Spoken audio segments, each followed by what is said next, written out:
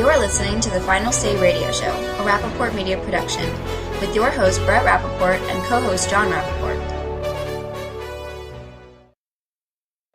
Well, ladies and gentlemen, we have another guest with us here at CPAC, and this is very interesting. We're going to learn something brand new. This is Tabitha Hale, who's the managing editor with Rare Media. Now, you're going to have to explain to the audience what that is, because we need to know, too. We're going to be aggregating news from all over the internet and giving voices to people that don't have as large of a voice in the online media space. We'll be generating some news content, but it's going to be an all-around hub for conservative voices on the internet. And this is fantastic. I got to tell you our story because I had another little radio show that we started 3 or 4 years ago, and the whole idea is we saw this president get elected, who right away went radical. I mean, it was incredible, the pace and the amount of things that he was trying to do at the same time. And so I was an accountant.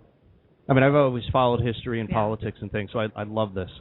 And so we started the show, and now we have this show, and of course this is a great show. But, there are so many conservatives out, not just conservatives, libertarians, single-issue people, Americans who are concerned, patriots. Yeah. A lot of people want to be heard, and they don't just want to hear it from, the certain 2 or 3 or 4 or 5 top, people on the radio. Right. But it's great that what you guys are doing here, and it's great that the conservatives are starting to mold together. Well, I think it's kind of been slow, but kind of been out of necessity that we've had to circumvent the media in a lot of ways. We've had to go around them because they're clearly not doing the job that we need them to do, which is why the online discussion in the right of center space has been so strong, and it's only growing. And so these bloggers that started as just opinion writers and ranting and not really knowing the power that they had, I think that there's been a necessary kind of transition toward more news writing, toward more powerful policy positions and presenting arguments and breaking news, breaking stories. And so I think that it's a really, really cool time in the online space. But I think what Rare has to offer is a little bit more than that. I think that one of the things that we tend to lose is in the absence of media, we focused completely on news and policy. But I think that people will get more than that from news. They want more than that. They want to hear about sports. They want to hear about movies and music and culture and stuff, because there's still people that do other things besides read about politics. So we're excited to bring that to the table, too. It's just an all-around discussion. There's going to be a lot of lifestyle stuff and being able to really branch out of that wonky policy space and make it relevant for everybody. Well, what excites me about what I hear that Rave is actually doing is giving – I'm sorry – Rare. I apologize. Fine. Well, now you just got to say it twice. So. Rare. Say it again. Rare. Is like you used to be able to get a steak. Yeah. Or at least. But if common sense in Washington is rare. There you go. But if you think about what you're doing, you're giving voice to the little person. I mean, isn't that really what the First Amendment is about? Absolutely. Absolutely. You said it yourself. We're Americans, and as Americans, irrespective of not just our political opinion, but what I like, whether I like fishing, whether I like to go to a political convention, either way, we have a voice and we should be able to use it. And what bothers me is that so much of what we consume in media, and I say we as Americans in general, has really become corporate media. We international ownership and corporate ownership of media needs projects like yours as a counterbalance. I absolutely agree. I think that, looking around, looking at the vacuum in a lot of mainstream media and a lot of the lack of trust from Americans, I think if you look at the media as a whole, it's something like 20% of Americans actually trust what they hear on cable news. So being able to really break into that space and present the other side of the story that they're not getting when they turn on cable news every night or when they, go to these Huffington Post sites and everything else. I mean, we're really, I think, bringing something new to the table that is broad, that allows for disagreement. But I think that as long as there's an undercurrent of, supporting economic freedom and liberty and, the things that we should value as all Americans, I think that's what we hope to bring voice to. This is Jim. I was talking earlier with Brett Decker, the editor-in-chief of Rare, formerly the dynamic force behind the opinion section of the Washington Times, where I got to know him. And he was talking about all of the kind of exciting folks who are going to be getting involved with this. I mean, Ted Nugent has already come out strongly, supporting Brett and Rare. And John Bolton is another person who has said he'll be supporting this project. So, I mean, who else can we expect to try? What kind of person are we looking at to be a contributor to this kind of thing? I think we're looking, at a broad array of people, and that's, part of the exciting part of developing this, being able to really start from scratch and say, who do we want to elevate? Who do we want to bring into the conversation? I think that, we have some really good relationships with WSB Radio, obviously. So Sean Hannity and Eric Erickson and Neil Bortz and Herman Cain, a lot of those guys have agreed to contribute as well and be kind of a part of the network in some shape, form, or fashion that we're still kind of navigating, I think, as we get closer to launch next month. Yeah, and Cox Communications is behind this. So, Cox Media Group. So people should understand that it's not just, hey, gang, let's start a website. It's not some, Well, and what's cool about it is this is their first national foray into the news world. Everything that they've done up to this point has been local and regional radio and newspapers.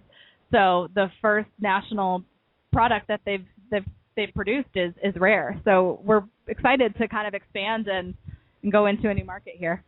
Was there a particular aha moment or wake-up call that served as a catalyst for this project? That's probably something you'd have to ask Will Alford and James DeGale, our co-founders there. They were the ones that last year saw a hole in the market and said we need to give voice to this 47% of people that self-identify as conservative, that aren't happy with the news that they're getting, that aren't happy with the media, that want to contribute to the discussion and want to hear more. So that's where it started, I think, and kind of developed from there. POTUS, by the way, if you're listening to the final say, because we know you usually do, that's how jobs are created. Entrepreneurs finding holes in the marketplace, putting capital at risk to fill those holes, backing it up with integrity and hard work, and hoping to have a return on investment while producing a product people want to buy. Case closed. The end. There's something else I'm hearing, though. I hear the passion in your voice. And I'm thinking of passion because, here at CPAC, you're walking around and you see kids that are in high school, and some people bring their children who are in grade school, but people of all different ages from all different parts of the country here for one reason. They want to hear interesting people talk about things that they feel passionately about. And I think that what you guys are doing here is great, by the way, but it's the passion that's going to make it work. Well, and I think that my story is basically that I have a music business background. I accidentally started blogging after the 2008 election in November of 2008, and from there people started reading it, and then I ended up in the Tea Party space, and so my background in this is completely organic.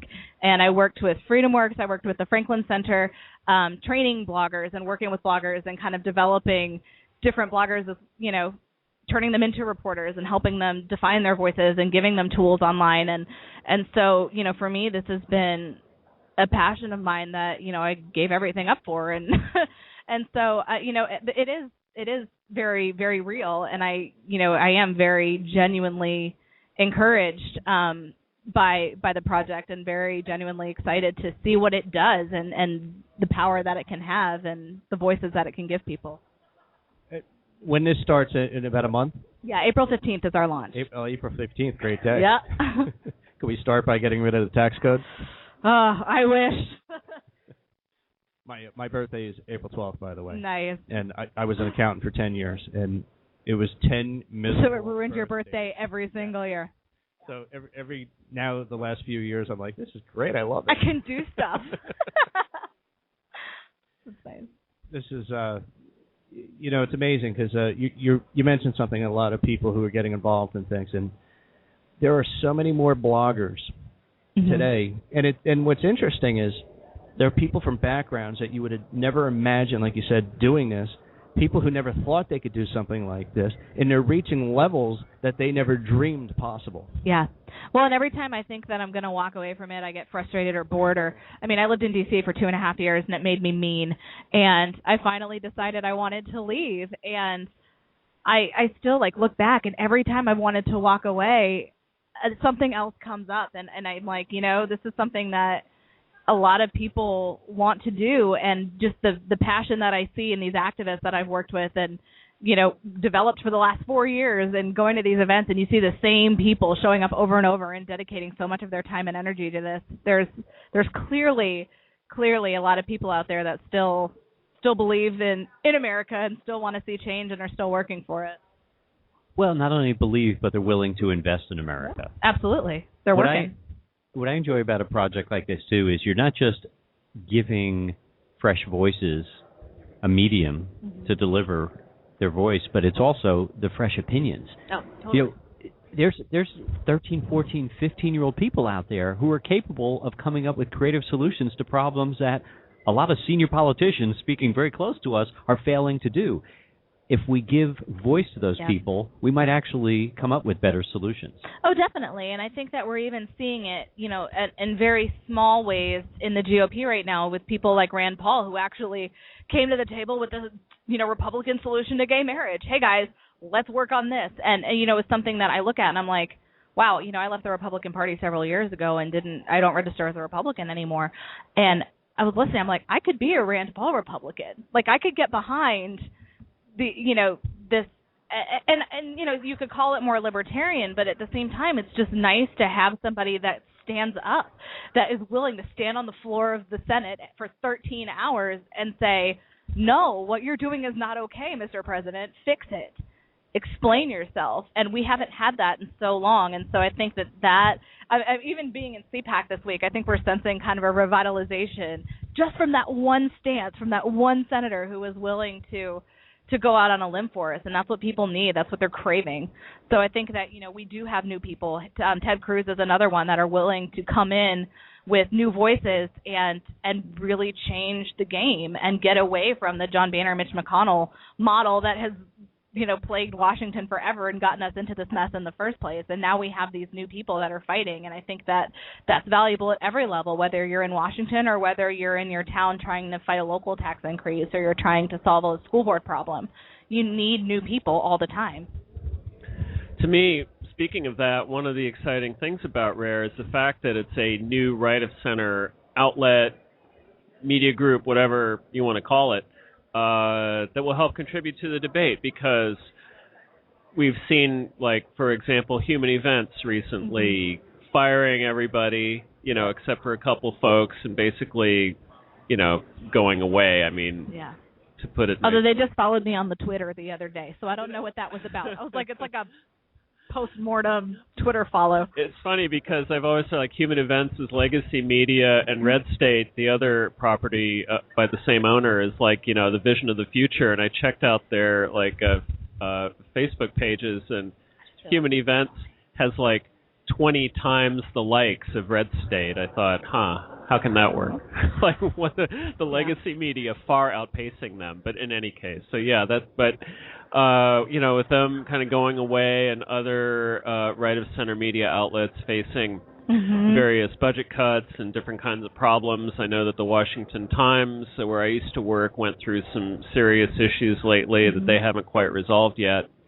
And it's good to not only have a new voice like RARE, but also the notion that Cox Media Group thinks it's a winner. Absolutely. That there's a market out there. There absolutely is a market, and I think that the media is so the general population portrays it as it is very left of center. It has been for a long time, and you see people on television actually. What was it?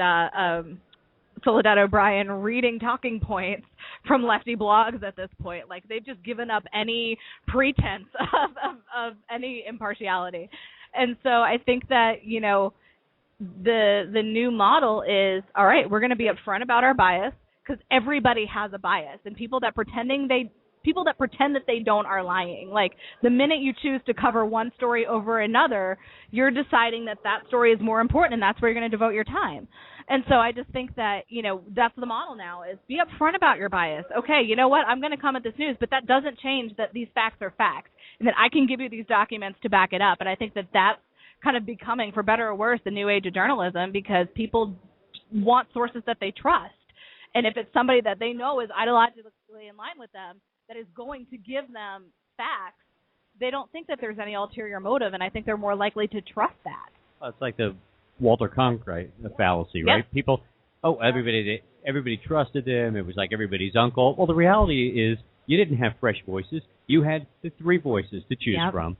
They sounded shockingly similar, right? Yep.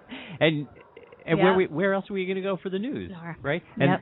And even if they sounded like, or they pretended to not espouse their feelings, the fact that they picked the stories, they decided who to cover, they determined the questions. I mean, one need look no further than the debates, whether they're the recent debates or 20 years ago or 25 years ago. You listen to the questions, you listen to who's asking them, and you realize that we need to just be honest. People are biased. We're all biased, and if we have a balance in media, at least all voices will be heard, which again is what the American experiment is about. There you go. And that's what we hope to bring to the table. We want to offer an array of conservative viewpoints on things and be able to say, look, you're hearing this on CNN and MSNBC, but this is the rest of it. Like, let's give you some context. We're going to aggregate the story from the New York Times, but we're actually going to link 3 other pieces at the top of it that tell you what the actual story is, and you're probably not getting the whole thing. And let's actually get a statement from this person that they decided to trash and not contact.